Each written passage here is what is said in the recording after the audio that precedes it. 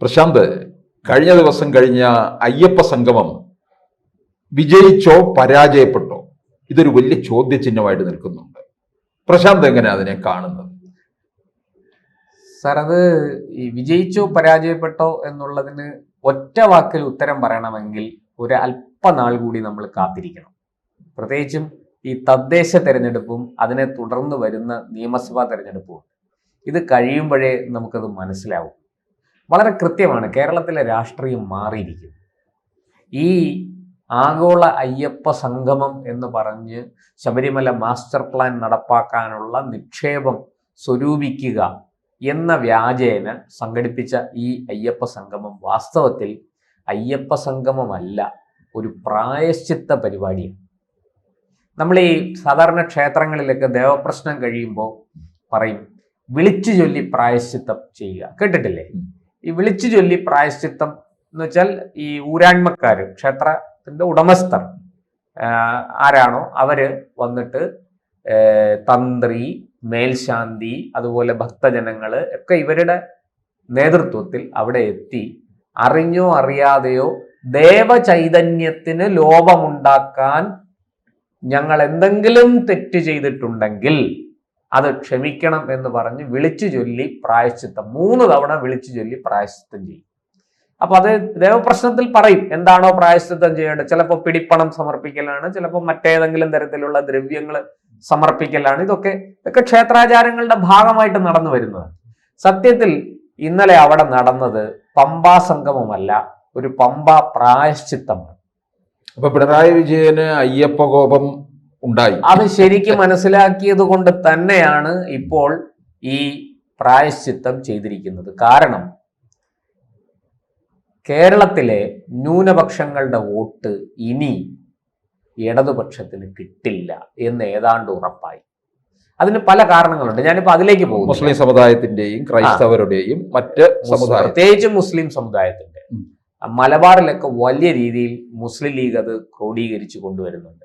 Jamaat Islami, SDPI, welfare party ഇവരെല്ലാം കൂട്ടിച്ചേർത്തുകൊണ്ട് മുസ്ലിം ലീഗിന്റെ കുടക്കീഴിൽ, മുസ്ലിം ലീഗിന്റെ തണലിൽ അവരെ നിർത്തിക്കൊണ്ട് മുന്നോട്ട് പോവുകയാണ്. ഒരല്പം ഇടഞ്ഞു നിന്നത് സമസ്തയാണ്. സമസ്ത തന്നെ 2 വിഭാഗങ്ങളാണ്. അതിൽ ഒരു വിഭാഗം ലീഗുമായിട്ട് നല്ല അടുപ്പമുള്ളവരാണ്, മറുവിഭാഗം ലീഗിനെ എതിർത്തുകൊണ്ട് നിൽക്കുന്നവരാണ്. പക്ഷെ ഇപ്പോൾ അവരും ഒക്കെ ഏതാണ്ട് സമവായത്തിൽ എത്തിയിട്ടുണ്ട്. ഇത് പിണറായി വിജയന് നന്നായിട്ട് മനസ്സിലായി എന്നുള്ളതാണ്. അത് അദ്ദേഹത്തിൻ്റെ കീഴിലുള്ള ഇന്റലിജൻസും പാർട്ടിയുടെ സംവിധാനവും ഒക്കെ ഈ കാര്യം വളരെ വ്യക്തമായിട്ട് റിപ്പോർട്ട് ചെയ്തിട്ടുണ്ട്. കഴിഞ്ഞ ദിവസം നടന്ന CPI ഇവിടെ സമാപിച്ച സംസ്ഥാന സമ്മേളനത്തിലെ റിപ്പോർട്ട് എന്തായിരുന്നു? അങ്ങേക്കും കൂടി അറിയാവുന്നതാണല്ലോ. LDFന് കനത്ത തിരിച്ചടിയാണ് തെരഞ്ഞെടുപ്പിൽ കിട്ടാൻ പോകുന്നതെന്നാണ് അവർ വിലയിരുത്തിയത്. പുറമേ തുടർ ഭരണം എന്നൊക്കെ പറഞ്ഞെങ്കിലും സമ്മേളനത്തിൽ അവരുടെ വിലയിരുത്തല് പോലീസ് വളരെ മോശം, ധനവകുപ്പ് വളരെ മോശം, ആരോഗ്യ മേഖല വളരെ മോശം, അവരുടെ തന്നെ വകുപ്പിനെ കുറിച്ചും അവർ പറയുന്നു വളരെ മോശമാണ്. കാരണം പണമില്ല, വലിയ അന്തഛിദ്രത്തിലേക്കും അരാജകത്വത്തിലേക്കും കേരളം പോകാൻ പോവുകയാണ്. ഇവിടെ വലിയ സാമ്പത്തിക പ്രതിസന്ധി വരാൻ പോകുന്നു. അല്ല പ്രശാന്ത്, ഈ കഴിഞ്ഞ ദിവസം പമ്പയില് ഞാൻ ദൃക്സാക്ഷി ആയതുകൊണ്ട് പറയുകയാണ്. ഈ അയ്യപ്പ സംഗമത്തിന് പിണറായി വിജയൻ വരുന്നു, തിരിച്ചു പോകുന്നു. അവിടെ നമുക്കറിയാം, കാനനത്തിനകത്ത് മുഴുവൻ എപ്പോഴും എല്ലാ ഭാഗത്തു നിന്ന് ശരണം വിളിയും ഭക്തിമയമായിട്ടുള്ള ഒരു അന്തരീക്ഷത്തിലാണ് നിൽക്കുന്നത്. അവിടെ വളരെ സഹിഷ്ണുതയോടുകൂടി പിണറായി വിജയൻ നിന്നു എന്നുള്ളതാണ്. അല്ല, വേറെ വഴിയില്ല സാറേ. കാരണം കേരളത്തിലെ ഹൈന്ദവ വോട്ട് BJPയിലേക്ക് പോയിക്കൊണ്ടിരിക്കുന്നത്. ഇപ്പൊ 20% എത്തിയത്. ആ 20% എത്തിയത് തടയണം. അപ്പോൾ നഷ്ടപ്പെട്ട വോട്ടുകൾ തിരിച്ചു പിടിക്കണം. പ്രത്യേകിച്ചും ആലപ്പുഴ, തിരുവനന്തപുരത്തിന്റെ വടക്കൻ പ്രദേശങ്ങൾ, ആറ്റിങ്ങൽ ലോക്സഭാ മണ്ഡലം, കോട്ടയം, അതുപോലെ തന്നെ പത്തനംതിട്ട, ഇവിടെയൊക്കെ അവർക്ക് മനസ്സിലായി വലിയ രീതിയിൽ നായർ, ഈഴവ, പിന്നാക്ക വിഭാഗങ്ങളുടെ വോട്ട് BJPക്ക് പോയിരിക്കുന്നു. BJP വലിയ മുന്നേറ്റമാണ് പ്രത്യേകിച്ച് ഈ തെക്കൻ ജില്ലകളിൽ കൈവരിച്ചിരിക്കുന്നത്. അത് കഴിഞ്ഞാൽ പിന്നെ തൃശ്ശൂരും പാലക്കാടുമാണ് BJPക്ക് നേട്ടമുണ്ടായിരിക്കുന്നത്. അപ്പോൾ ഇതെല്ലാം മനസ്സിലാക്കിക്കൊണ്ട്, ആൾക്കാരുടെ വോട്ടിംഗ് പാറ്റേൺ മനസ്സിലാക്കിക്കൊണ്ട് ഈ അത് തിരിച്ചു പിടിക്കാൻ, നഷ്ടപ്പെട്ടത് തിരിച്ചു പിടിക്കാൻ വേണ്ടി നടത്തുന്ന ഒരു നാടകമല്ലേ ഇതെന്നാണ് എൻ്റെ ചോദ്യം. ഇവിടെ വളരെ കൃത്യമായിട്ട് ഒരു ഹിന്ദു വോട്ട് ബാങ്ക് നമുക്കറിയാം, മുമ്പെങ്ങുമില്ലാത്ത വിധത്തിൽ മുസ്ലിം ലീഗിനെയും ജമാഅത്ത് ഇസ്ലാമിയെയും SDP-യെയും ഒക്കെ കുറ്റം പറഞ്ഞുകൊണ്ട് പഴിചാരിക്കൊണ്ട് പിണറായി വിജയൻ അതിരൂക്ഷമായി വിമർശിച്ചുകൊണ്ട് മുഖ്യമന്ത്രി പിണറായി വിജയൻ തന്നെ രംഗത്ത് വന്നത് നമ്മൾ കണ്ടില്ലേ. ഇത് ആർക്ക് വേണ്ടിയിട്ടാണ്, എന്തിനു വേണ്ടിയിട്ടാണ്? വളരെ കൃത്യമാണ്.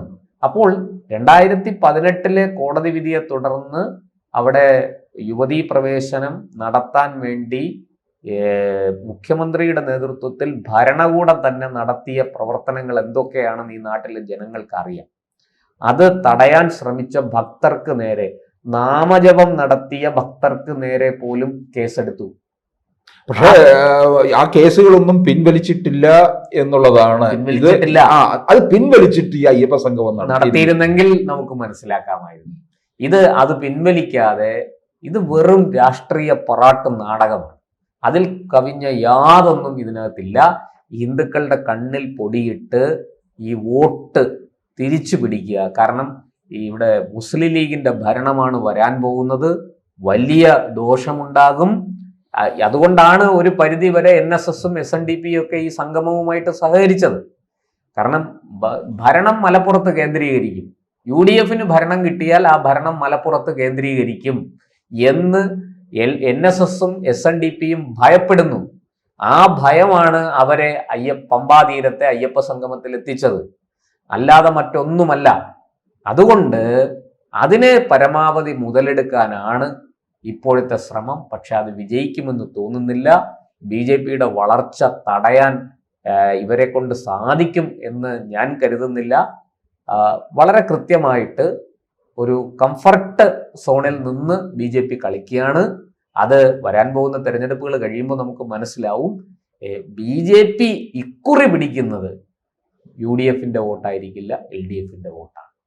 മുസ്ലിം പിന്തുണ കൂടി നഷ്ടപ്പെടുന്നതോടുകൂടി LDF വലിയ പ്രതിസന്ധിയിലേക്ക് പോകും. അത് തിരിച്ചറിഞ്ഞുകൊണ്ടാണ് അയ്യപ്പ സംഗമം നടത്തിയത്. അവിടെ അയ്യപ്പ വിഗ്രഹം കൊടുത്തല്ലോ, പിണറായി ഏറ്റുവാങ്ങിയല്ലോ. ഞാൻ ആ കാഴ്ച കണ്ടതാണ് കേട്ടോ. തിരുവിതാംകൂർ ദേവസ്വം ബോർഡിന്റെ വേദിയിലിരുന്നവർക്കെല്ലാം ഉപഹാരം കൊടുക്കുന്നുണ്ട്. ആദ്യം കൊടുത്തത് മുഖ്യമന്ത്രിക്കാണ്.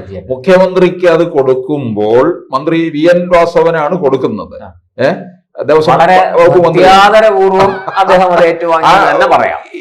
പ്രശാന്തിനും VN വാസവനും ഒരു ചിരി ഉണ്ടായിരുന്നു.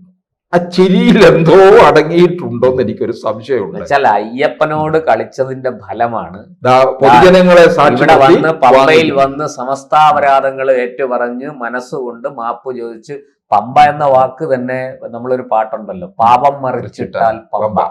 അപ്പൊ ചെയ്ത പാപമെല്ലാം ഒഴുകി കളയുകയാണ് അവിടെ. എനിക്ക് തോന്നുന്നു തലേ ദിവസം അവിടെ എത്തി. എനിക്ക് തോന്നുന്നു ആരും കാണാതെ രാത്രിയിൽ പമ്പയിൽ സ്നാനം നടത്തിയോന്ന് സംശയമുണ്ട്. അതൊക്കെ അവിടെ ഇരിക്കട്ടെ. അതൊക്കെ ഓരോരുത്തരുടെ സ്വാതന്ത്ര്യമാണ്, സ്നാനം നടത്താൻ നടത്താതിരിക്കാൻ. അല്ല, ഗസ്റ്റ് ഹൗസിലാണെങ്കിലും പമ്പയിൽ നിന്നുള്ള വെള്ളമാണ് അങ്ങോട്ടേക്ക് എത്തുന്നത്. വളരെ ശുദ്ധമായ വെള്ളമാണ് കേട്ടോ. ആ പമ്പയില് മുകൾ ഭാഗത്ത് നിന്ന് വെള്ളം പമ്പ് ചെയ്ത് കയറ്റുന്നതൊക്കെ തന്നെ. അപ്പോ ഇങ്ങനെയെല്ലാം വന്ന് ആ അയ്യപ്പ വിഗ്രഹവും ഏറ്റുവാങ്ങിച്ചു. ഈ ചെയ്തു പോയ സമസ്താപരാധങ്ങൾക്കും മാപ്പ് പറഞ്ഞ്, ഉള്ളുകൊണ്ട് മാപ്പ് പറഞ്ഞ് സമസ്താപരാധങ്ങളും പുറത്തു തരണേ എന്ന് കലിയുഗ വരദനോട് പ്രാർത്ഥിച്ചതാണോ എന്ന് നമുക്കറിയൂ. കണ്ണൂരിൽ ചിലപ്പോൾ എനിക്ക് സംശയമുണ്ട്, ശബരിമലയുടെ മാതൃകയിൽ ഒരു അയ്യപ്പ ക്ഷേത്രം നിർമ്മിക്കുമോ? അല്ല, അത് ഈ വിഗ്രഹം എങ്ങോട്ടാ കൊണ്ടുവരിക്കുന്നത്? ക്ലിഫ് ഹൗസിലേക്കല്ലേ? ക്ലിഫ് ഹൗസിലേക്ക്, മുഖ്യമന്ത്രി താമസിക്കുന്ന സ്ഥലത്തേക്കായിരിക്കുമല്ലോ കൊണ്ടുപോകും. അത് അയ്യപ്പ വിഗ്രഹമാണ്, പ്രതിഷ്ഠയ്ക്ക് തുല്യം തന്നെയാണ്, അതേ മോഡലിൽ തന്നെയാണ് ചെയ്തിരിക്കുന്നത്. അത് അലക്ഷ്യമായിട്ടൊന്നും കൊണ്ടുപോയി വയ്ക്കാൻ പറ്റത്തില്ല. അതല്ലെന്നുണ്ടെങ്കിൽ ഏതെങ്കിലും ആർക്കെങ്കിലും വിശ്വാസികൾക്ക് ഇത് ഒന്നുകിൽ കൈമാറിയിട്ടുണ്ടാകണം, അല്ലെങ്കിൽ അദ്ദേഹത്തിന്റെ വീട്ടിൽ തന്നെ വിശ്വാസികൾ ഉണ്ടല്ലോ, അവർക്ക് അത് അതിന്റെ അനുസരിച്ച് അവിടെ വിളക്ക് കൊളുത്തുകയോ ഒക്കെ ചെയ്യണം.